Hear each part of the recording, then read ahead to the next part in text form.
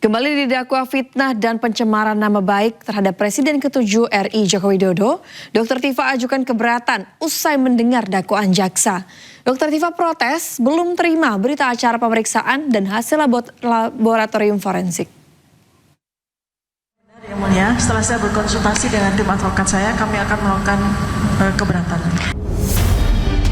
Fauzia Tiasuma atau Dr. Tifa mengajukan keberatan atau eksepsi usai jaksa penuntut umum kembali mendakwanya dalam perkara fitnah, ijazah palsu, dan pencemaran nama baik Presiden ke-7 Joko Widodo. Kamis pagi, Hakim Pengadilan Negeri Jakarta Timur pun memberikan waktu bagi Dr. Tifa dan tim kuasa hukumnya untuk menyusun nota keberatan. Sidang keberatan Dr. Tifa dijadwalkan digelar Kamis 17 September. 23 Juli 2026 sudah diputuskan bahwa seluruh berkas perkara saya, seluruh dakwaan saya itu batal demi hukum. Lalu 4 hari kemudian jaksa meminta penetapan untuk melakukan sesuatu yang tidak ada pada amar putusan itu, yaitu jaksa meminta kesempatan untuk melakukan perbaikan, yang mana itu diatur pada pasal 75 ayat 4 KUHP baru yang tidak ada pada amar putusan. Jaksa kembali mendakwa Tifa berdasar hasil uji tingkat penyidikan. Dokumen ijazah Jokowi dinilai identik ketika dicocokkan dengan 14 dokumen ijazah UGM atau artinya merupakan produk cetak yang sama. Dakwaan jaksa disambut baik kubu Jokowi. Sangat baik, apresiasi tertinggi-tingginya kepada penuntut umum, disusun dengan sangat baik, dengan sangat runtut. Tadi kronologinya juga dijelaskan dengan baik, tindakan-tindakan terdakwa yang dijabarkan dengan baik, dugaan tindak pidana juga dijabarkan dengan baik, dimulai dari tuduhan-tuduhan mengenai bahwa foto di ijazah Pak Jokowi adalah Dumatno, tadi mungkin kita bisa dengar bersama. Ada juga dari ijazah Pak Jokowi tulisan Prof. Ahmad Sumitro seharusnya tidak seperti itu. Nah, itu adalah salah satu atau salah dua dari sejumlah dugaan tindak pidana yang dilakukan. Sementara itu, Dr. Tifa dan kuasa hukum juga keberatan lantaran belum menerima BAP dan hasil laboratorium forensik. Dr. Tifa didakwa berlapis dalam perkara ini. Dari Jakarta, tim liputan iNews melaporkan. Penggugat ijazah Joko Widodo Sigit Pratomo mengajukan pencabutan perkara di Pengadilan Negeri Surakarta, Solo. Namun kuasa hukum Jokowi ingin perkara tetap dilanjutkan.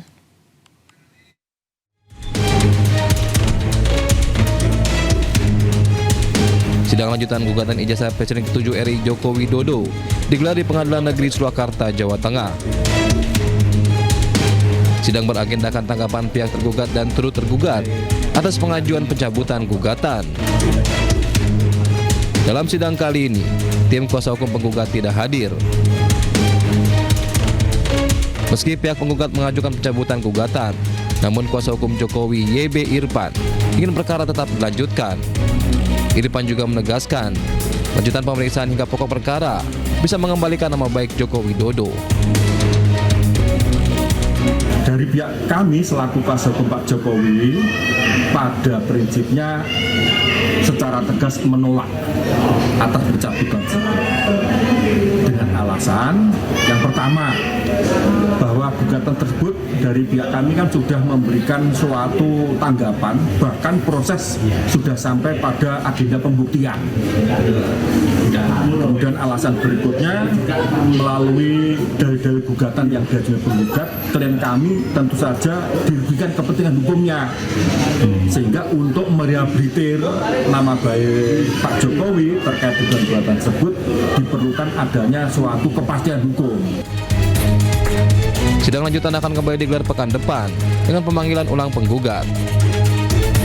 Dari Surakarta, Jawa Tengah, Septiantoro, iNews melaporkan. Presiden Prabowo Subianto menghadiri Muktamar ke-35 Nahdlatul Ulama di Jombang, Jawa Timur. Dalam pidato pembuka, Presiden Prabowo menegaskan rasa hormatnya kepada para ulama dengan membuat istilah jas hijau.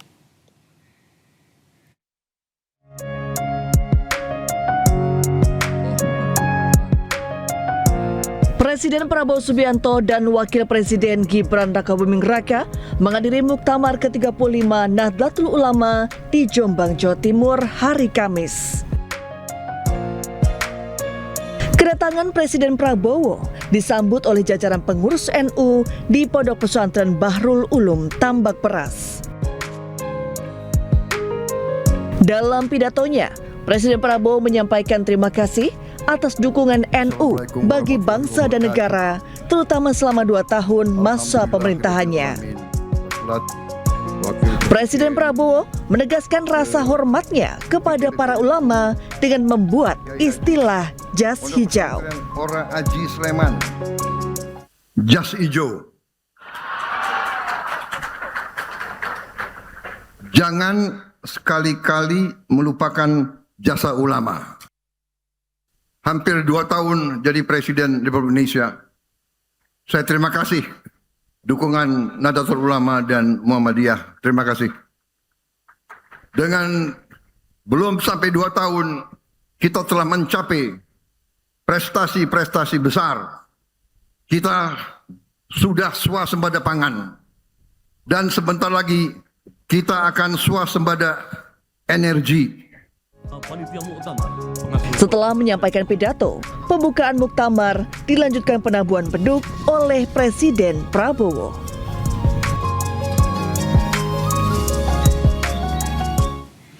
Sebelumnya ratusan warga menyambut kedatangan Presiden Prabowo di Kabupaten Jombang, Jawa Timur pada Kamis sore. Kedatangan Presiden Prabowo untuk membuka acara Muktamar NU ke-35 di Pondok Pesantren Bahrul Ulum.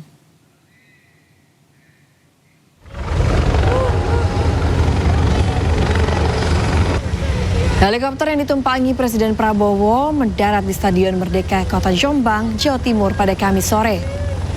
Usai turun dari helikopter, Presiden Prabowo kemudian langsung melanjutkan perjalanan menggunakan kendaraan menuju ke Pondok Pesantren Bahrul Ulum, Tambak Beras. Warga yang berada di sepanjang jalan terus melambaikan tangan ke arah Presiden. Presiden Prabowo juga membalas teriakan tersebut dengan melambaikan tangan dari atas kendaraan.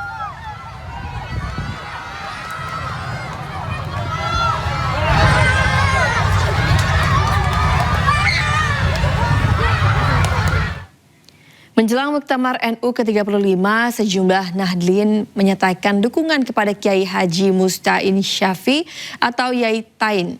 Mereka juga menyerukan agar Muktamar berjalan transparan dan tanpa politik transaksional.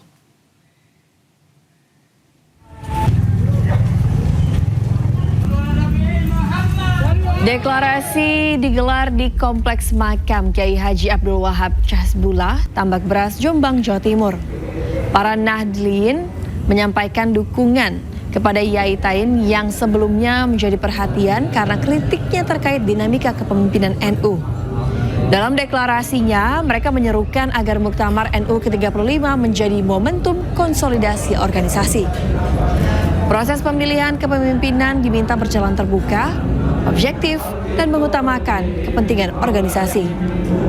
Muktamar NU ke-35 dijadwalkan berlangsung dari tanggal 27 hingga 31 Agustus 2026 di Tambak Beras, Jombang. Lahirnya KPKNU ini mengejawantahkan melanjutkan visi Kiai Haji Mustain Syafi'i untuk kepemimpinan Nahdlatul Ulama ke depan harus bersih dari korupsi.